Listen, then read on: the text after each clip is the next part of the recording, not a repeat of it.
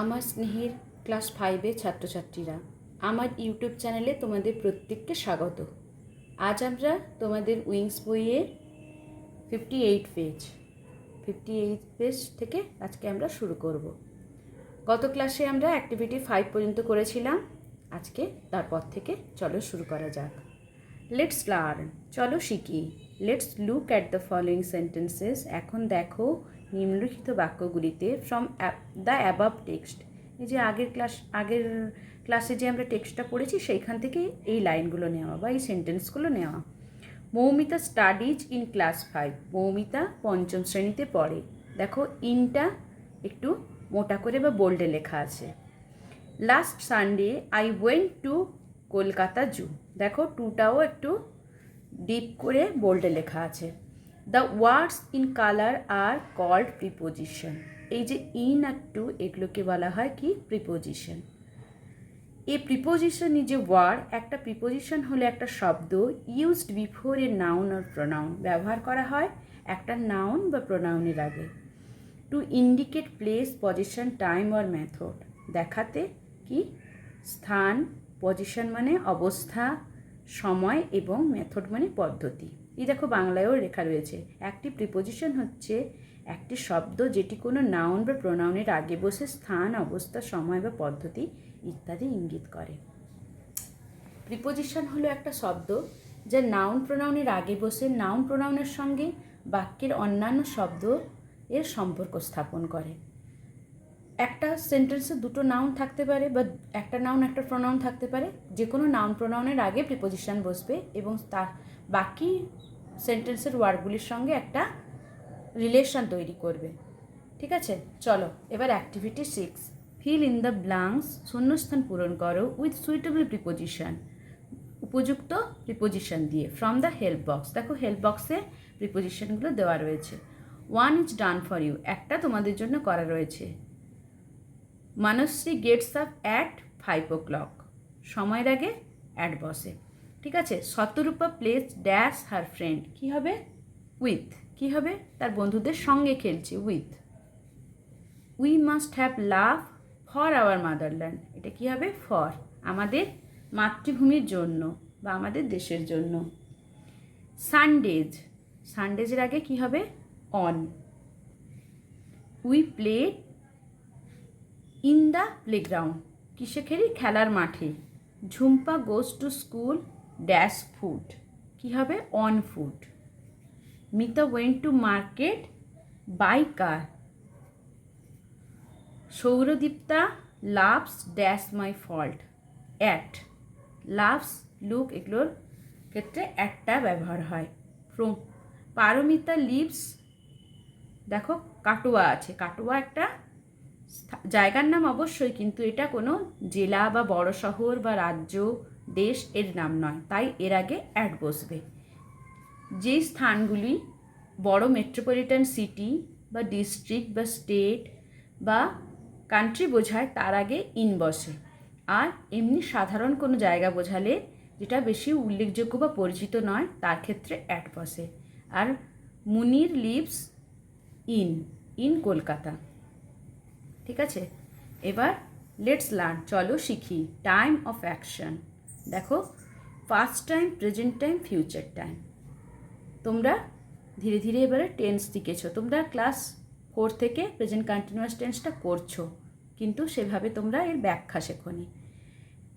Verb বা ক্রিয়াপদের কখন কাজটা করে তার উপর নির্ভর করে টেন্স। ক্রিয়ার কাল, বাংলায় টেন্সের অর্থ হলো ক্রিয়ার কাল।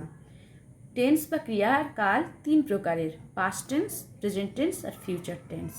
এই যে দেখো উদাহরণগুলি। Yesterday you had a football match. গতকাল তোমাদের একটা ফুটবলের ম্যাচ ছিল। লাস্ট মান্থ, শেষ মাসে, you went to your grandparents house. তুমি গিয়েছিলে শেষ মাসে তোমার দাদুর বাড়ি। Last year you were in class 4। শেষ বছর তুমি ক্লাস 4-এ পড়তে। এখন তোমরা কোন ক্লাসে পড়ো? 5-এ। তাহলে কি গত বছর এই কাজটা হয়ে গেছে, তাহলে এটা পাস্ট মানে অতীত ছিল। দেখো পাস্ট টাইম মানে পাস্ট টেন্স, যেটা ঘটে গেছে সেটাকে বলা হয় পাস্ট। বর্তমান যেটা চলছে সেটা হচ্ছে প্রেজেন্ট। আর ভবিষ্যতে যেটা ঘটবে সেটা হচ্ছে ফিউচার। টেন্স বা ক্রিয়ারকাল 3 প্রকারের, প্রেজেন্ট টেন্স, পাস্ট টেন্স আর ফিউচার টেন্স। এই দেখো দিস, এবারে প্রেজেন্ট টাইমের উদাহরণ দেখো। This morning is very sunny, এই সকালটা খুব রৌদ্রোজ্জ্বল। In today's afternoon you make a plan to play, আজ বিকেলে তুমি খেলার একটা পরিকল্পনা করছো। Today evening you have to study, আজ সন্ধেয় তুমি পড়বে, তুমি পড়বে, ঠিক আছে। তাহলে কি দেখো এগুলো কি আজ, টুডে মানে কি আজ, ইয়েস্টারডে মানে গতকাল। এবার দেখো টুমোরো, টুমোরো মানে আগামীকাল। Tomorrow you will go to school, আগামীকাল তুমি স্কুলে যাবে।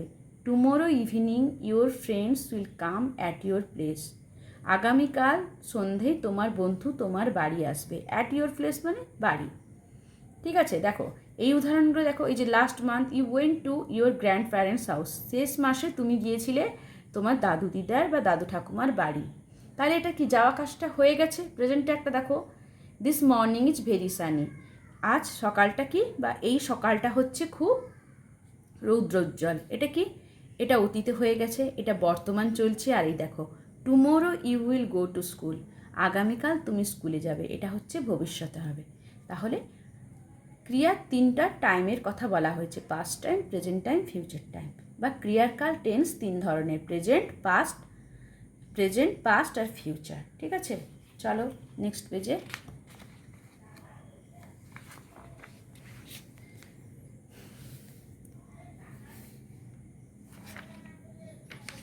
এই যে দেখো এখানে আন্ডারলাইন করা রয়েছে, had, went, were, make, have, will go, will come. এগুলো কি বলতো, এগুলো ভার্ব বা ক্রিয়াপদ। ভার্ব আমরা কাকে বলি, যে ওয়ার্ড বা শব্দের মাধ্যমে কোনো কিছু করা, হওয়া, থাকা ইত্যাদি বোঝায় তাকে বলা হয় ভার্ব বা ক্রিয়াপদ। এবার বলছে দেখো, the underlined words are verbs, যে আগের পেজটা যেগুলো দেখালাম আন্ডারলাইন করা, সেগুলো কি বলা হয় ভার্ব। টেন্স নির্ভর করে ভার্বের বা ক্রিয়াপদের ওপরে। Verb shows the action of nouns or pronouns, verb কী দেখায় বা ক্রিয়াপদ কী দেখায়, যে নাউন বা প্রোনাউনে কি করছে বা তার কাজ কি। ভার্ব নাউন বা প্রোনাউনের কাজ করার সময়কে বোঝায়। The sun rises in the east, সূর্য পূর্ব দিকে ওঠে। উই ডিড ইট ইয়েস্টারডে, আমরা এটা গতকাল করেছি। Madhu will go with you, Madhu তোমার সঙ্গে যাবে। দেখো 3 রকমের আছে। The sun rises in the east, এটা হচ্ছে present. We did it yesterday, এটা আমরা গতকাল করে ফেলেছি, এটা হচ্ছে past. Madhu will go with you, Madhu তোমার সঙ্গে যাবে। উইল গো, যাবে, যাওয়া কাজটা এখনো হয়নি, তাহলে এটা হবে future. Present, past, future. Verb shows the action being done in a sentence, verb কোনো ব্যক্তি, প্রাণী বা বস্তু সম্পর্কে কোনো কিছু জানানোর জন্য ব্যবহৃত হয়, ঠিক আছে। একটি বাক্যের বিশেষ্য বা কর্তা যে কাজ করে তাই ভার্ব। সাবজেক্ট, মানে সাবজেক্টটা কী নিয়ে হয়, নাউন প্রোনাউন। নাউন প্রোনাউন কী কাজ করছে সেটা বোঝায় কার মাধ্যমে, ভার্বের মাধ্যমে, ঠিক আছে। দ্য মিল্ক ইজ হট, দুধটি গরম, হয় গরম, এখানে হয়টা হচ্ছে verb. I M a student of class 5, আমি 5ম শ্রেণীর একটা ছাত্র বা ছাত্রী। দে আর হ্যাপি হিয়ার, তারা এখানে সুখী রয়েছে বা আনন্দে রয়েছে। Rai and Debu were in this school last year, Rai এবং দেবু ছিল এই স্কুলে শেষ বছরে বা এই বিদ্যালয়ে শেষ বছরে। আই ওয়াজ ইন ক্লাস 4, আমি ক্লাস 4-এ ছিলাম। দেখো এখানে প্রেজেন্টও রয়েছে আর পাস্টও রয়েছে। ইজ, অ্যাম, আর এগুলো হচ্ছে প্রেজেন্টে ব্যবহার হয়, আর ওয়াজ আর ওয়্যারটা ব্যবহার হয় পাস্টের ক্ষেত্রে। Verb shows belonging or possession, কোনো কিছু কোনো ব্যক্তি বা বস্তুর অধীনে থাকা। আছে অর্থেও ভার্ব ব্যবহার করা হয়। আই হ্যাভ 2 পেন্স, আমার আছে 2টো pen. Jui and Anita have a nice story book, Jui এবং অনিতার আছে একটি সুন্দর গল্পের বই। Moumita has that book also, মৌমিতার ওই বইটি রয়েছে। এই দেখো তার অধিকার অর্থে বা তার কাছে আছে এই অর্থে ব্যবহার করা হচ্ছে এইগুলো। আই হ্যাড এ বাইসাইকেল, আমার ছিল একটা cycle. My 2 classmates had some good friends, আমার দুজন সহপাঠীর রয়েছে কিছু ভালো বন্ধু। এগুলো সব কি থাকা অর্থে বোঝাচ্ছে, ঠিক আছে? Example of principal and auxiliary verb. Principal verb কাকে বলে বা মেন ভার্ব? যখন ক্রিয়া সাবজেক্ট বা নাউন প্রোনাউন সরাসরি যে কাজটা করে, যে ওয়ার্ডের মাধ্যমে সরাসরি কাজ করা বোঝায়, সেটাকে বলা হয় মেন ভার্ব বা প্রিন্সিপাল ভার্ব। আর অক্সিলারি ভার্ব মানে হচ্ছে সাহায্যকারী ভার্ব, যেটা কর্তাকে সাহায্য করে অন্য একটি, বা মেন ভার্ব বা প্রিন্সিপাল ভার্বের সাহায্য ছাড়া যে ভার্ব কাজে লাগে না, সেটা হচ্ছে অক্সিলারি ভার্ব। অনেক সময় এটাকে বি ভার্বও বলা হয়ে থাকে। দেখো এই উদাহরণগুলো এবার দেখো। He does not work today, সে আজ কাজ করবে না। Madhu is doing his own work, Madhu তার নিজের কাজ করছে। I am swimming across the river, আমি নদীতে সাঁতার কাটছি। The gate was open for all, গেটটা খোলা রয়েছে সকলের জন্য। এখানে দেখো ওপেন, সুইমিং, ডুইং এগুলো হচ্ছে মেন ভার্ব। তার সঙ্গে সাহায্যকারী বা অক্সিলারি ভার্ব কি? Is, am, was. বুঝেছ? In the above four sentences does, এখানে দেখো ফার্স্ট সেন্টেন্সে does, he does not work today, সে আজ কাজ করবে না। Does, is, am, was are supporting the principal verb, তারা কি করছে? সাপোর্ট করছে বা সাহায্য করছে কাকে? প্রিন্সিপাল ভার্বকে। Work, doing, swim, open, so, does, is, am আর ওয়াজ আর অক্সিলারি ভার্বস। কাদেরকে সাহায্য করছে? এই যে দেখো, ডাজ সাহায্য করছে ওয়ার্ককে, ইজ সাহায্য করছে ডুইংকে, ওয়াজ সাহায্য করছে ওপেনকে, আর অ্যাম সাহায্য করছে সুইমিংকে। তাহলে কি এগুলো কি? এই ওয়ার্ক, ডুইং, সুইম, ওপেন এগুলো হচ্ছে প্রিন্সিপাল ভার্ব বা মেন ভার্ব, আর ডাজ, ইজ, অ্যাম, ওয়াজ এটা হচ্ছে auxiliary verb. So does, is, am, was are auxiliary verbs. এগুলো হচ্ছে অক্সিলারি ভার্বের উদাহরণ। আরও রয়েছে অনেক। উপরের বাক্যগুলিতে মূল ভার্ব বা প্রিন্সিপাল ভার্ব হলো ওয়ার্ক, ডুইং, সুইম, ওপেন, যাকে সাহায্য করছে ডাজ, ইজ, অ্যাম, ওয়াজ, সাহায্যকারী ভার্ব বা অক্সিলিয়ারি ভার্ব। তাহলে এবার দেখো ভার্ব কি বলছে। ভার্ব হলো পার্টস অফ স্পিচের একটি অংশ। তোমরা সবাই জানো পার্টস অফ স্পিচ কটা? 8টা। কি কি? Noun, pronoun, adjective, verb, adverb, preposition, conjunction আর ইন্টারজেকশন।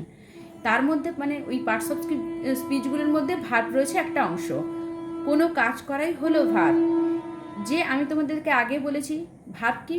যে ওয়ার্ড বা শব্দের মাধ্যমে কোনো কিছু করা, হওয়া, থাকা, এই তিনটা বোঝায়, যে কোনো একটা হবেই, তাকেই বলা হয় ভার্ব। আর একটা সেন্টেন্স ভার্ব ছাড়া হয় না, ভার্ব থাকবেই। ব্যতিক্রমী আছে, যেটা ধরো ওয়ান ওয়ার্ডের সেন্টেন্স, তুমি খেয়েছো? হ্যাঁ, ইয়েস।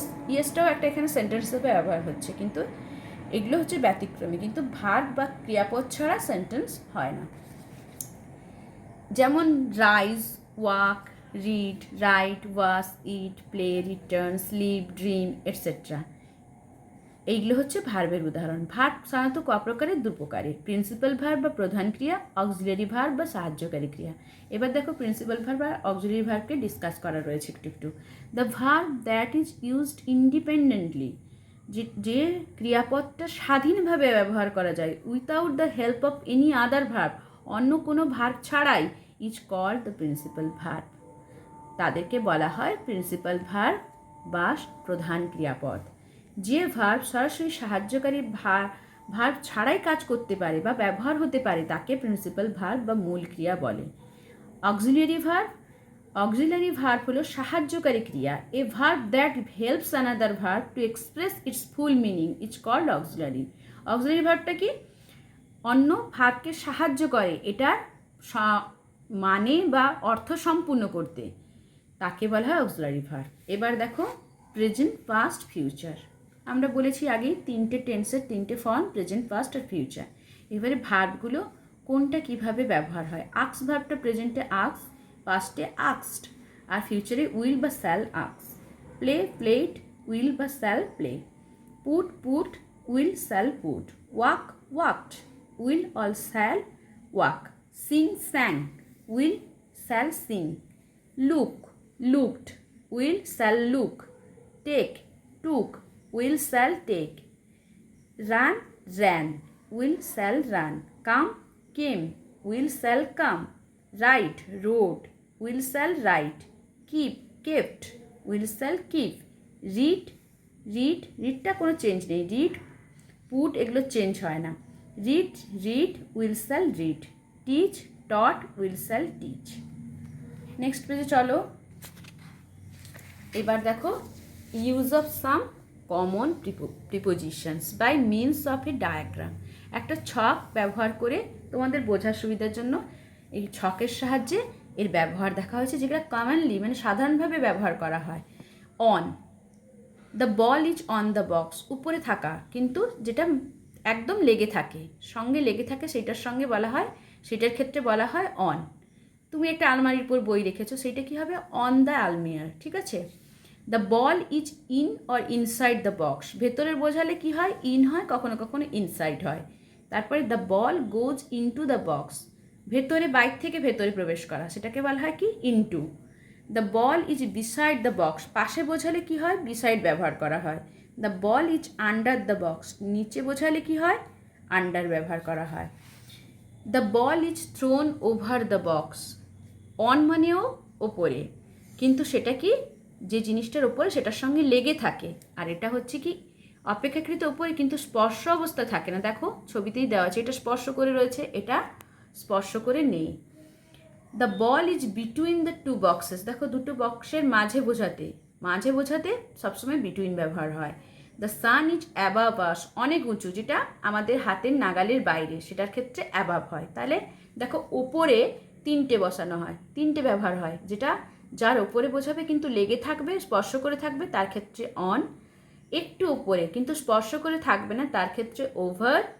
আর যেটা আমাদের নাগালের বাইরে, যেটাকে আমরা টাচ করতে পারি না, তার ক্ষেত্রে অ্যাবাভ।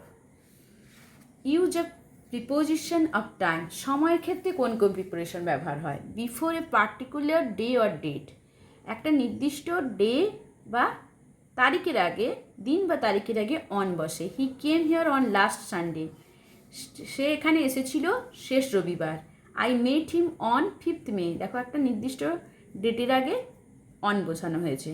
বিফোর মান্থ অর ইয়ার, মাস এবং বছরের আগে ইন বসে। ইন্ডিয়া ওন ফ্রিডম ইন 1947, 1947 একটা সাল, তার আগে হয়েছে in. I was born in September, আমি জন্মেছি সেপ্টেম্বর মাসে, এটা একটা মান্থ, তাই এর আগে ইন হয়েছে। তারপরে বিফোর টাইম, অ্যাট, নির্দিষ্ট সময়ের আগে। হি অ্যারাইভড অ্যাট 10 AM, নির্দিষ্ট সময়ের আগে বা সেই নির্দিষ্ট সময় বোঝালে অ্যাট বসে।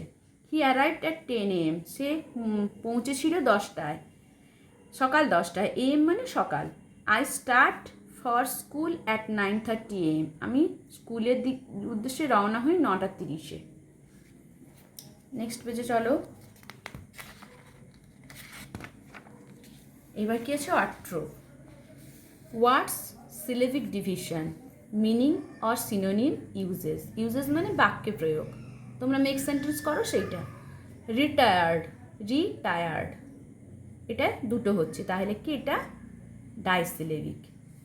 No longer doing office work due to old age, যখন কি কেউ চাকরি করছে, তারপরে তাকে আর যেতে হয় না অফিসে বা তার কাজের ক্ষেত্রে যেতে হয় না, চাকরি থেকে অবসরপ্রাপ্ত। He got retired from service yesterday, তিনি গতকাল তার সার্ভিস থেকে রিটায়ার করেছেন। প্রমিসড, এটাও disyllabic. Gave word to do something, প্রতিশ্রুতি দেওয়া। Anu promise not to tell lies, Anu প্রতিশ্রুতি দিয়েছিল যে বা কথা দিয়েছিল সে মিথ্যে বলবে না। পজড, এটা monosyllabic. Stopped suddenly for a short time, অল্প সময়ের জন্য থামলো, থামাকে বলা হয় paused. The story teller paused for a moment, গল্পের যিনি বলছিলেন তিনি এক মুহূর্তের জন্য থামলেন। ম্যাগনিফিসেন্ট, চারটা দেখো, ম্যাগনিফিসেন্ট, এটাকে বলা হয় টেট্রা। ওয়ান্ডারফুল, ম্যাগনিফিসেন্ট মানে কি? চমৎকার। Sachin hit the ball magnificently, Sachin চমৎকারভাবে বলটাকে মারলো। গ্লিমস মানে এক ঝলক। এ কুইক লুক, এটাও monosyllabic. I had a quick glimpse of the rising sun. Mourn মানে বিলাপ করা বা দুঃখ প্রকাশ করা, এটাও মনোসিলেবিক মানে যেটা একবারই উচ্চারণ হয়। এক্সপ্রেস স্যাডনেস, বিলাপ করা।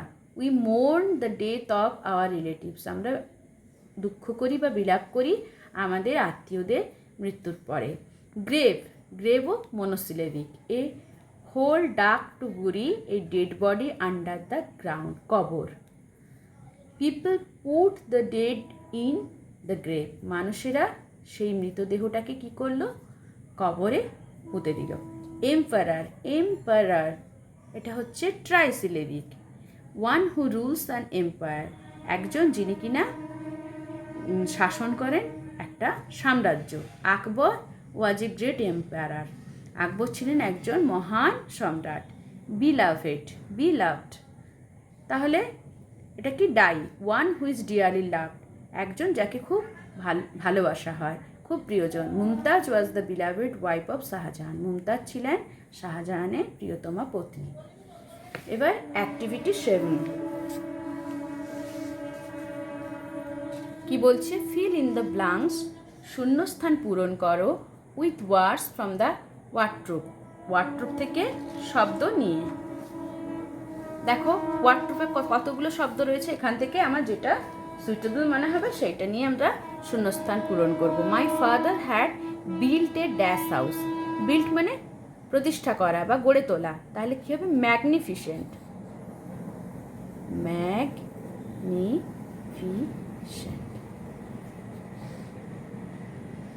তারপর dash and kings ruled in the past, তাহলে এখানে কী হবে, এম্পারার, সম্রাট এবং রাজারা, সম্রাটরা আর রাজারা কী করত, আগে শাসন করত। The country dash the death of a soldier, একটা সোলজারের মৃত্যুতে দেশ কী করেছিল, মোর্ন করেছিল, মোর্ন মানে বিলাপ করা।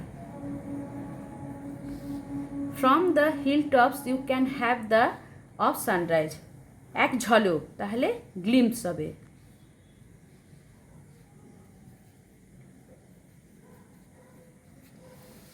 এবার অ্যাক্টিভিটি 8 কি বলছে, মেক সেন্টেন্সেস, বাক্য তৈরি করো উইথ দ্য ফলোয়িং ওয়ার্ডস, এই ওয়ার্ডগুলো দিয়ে। গ্লিমস, তাহলে কি লিখবো, একটা নাম দিয়ে দাও, নিজেদের নাম দিয়ে দাও। আমি দেখেছিলাম এক ঝলক সূর্য ডোবা, কোথায়, সি বিচে, এই লিখে দাও, একটা নাম দিয়ে দাও, যেটা নিজের নাম দিয়ে দাও। স এ glimpse of the sunset on the sea beach.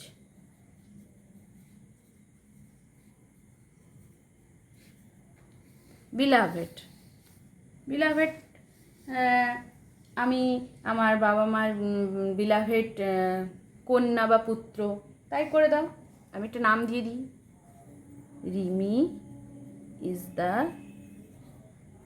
beloved daughter of her parents. তারপরে আছে কি, ম্যাগনিফিসেন্ট, চমৎকার। একটা যে কোনো প্যালেস বা যে কোনো বিল্ডিং, সেটা হচ্ছে ম্যাগনিফিসেন্ট হতে পারে। দ্য প্যালেস অফ তাজমহল করে দাও,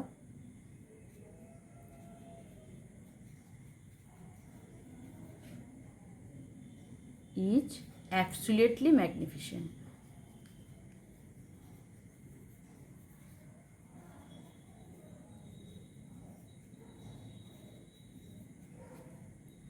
এবার অ্যাক্টিভিটি 9 বলছে, let's rhyme by using appropriate words, you may take words from the help box. এই যে রয়েছে এগুলো রাইম, তোমরা রাইম 3 থেকে করছো, ক্লাস 3 থেকে, এগুলো এই হেল্প বক্স থেকেও নিতে পারো, না হলে নিজেও করতে পারো। হেল্প বক্স রয়েছে, এখন হেল্প বক্স থেকে নিয়ে দাও।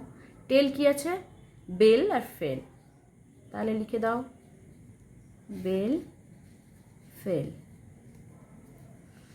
তারপর আছে কোড, দেখো কোট আছে আর ফোর্ট আছে, CO এটি কোট আর ফোর্ট, ফোর্ট মানে দুর্গ। তারপরে কি আছে, গ্রেভ, নেভ আর কি হবে, ব্রেক, এই তো পরপরই রয়েছে, ব্রেক আর নেভ। তারপরে write, right mind,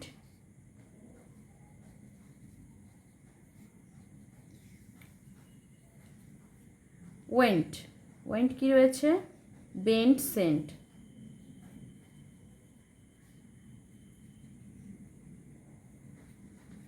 silk, milk, ইল্ক,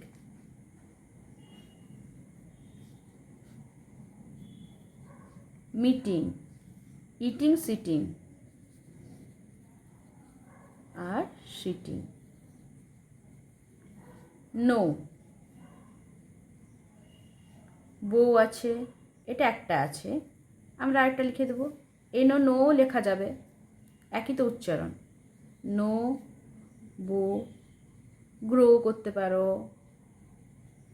nobility, mobility, utility.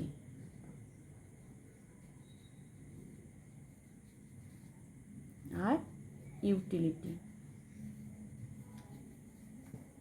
আজ এতটা পর্যন্তই থাক, এর পরের ক্লাসে আমরা আবার কিছুটা করব। আমার শেখানোটা যদি তোমাদের ভালো লাগে তবে আমার চ্যানেলটি সাবস্ক্রাইব করবে, বন্ধুদের সাথে শেয়ার করবে এবং একটা লাইক দেবে।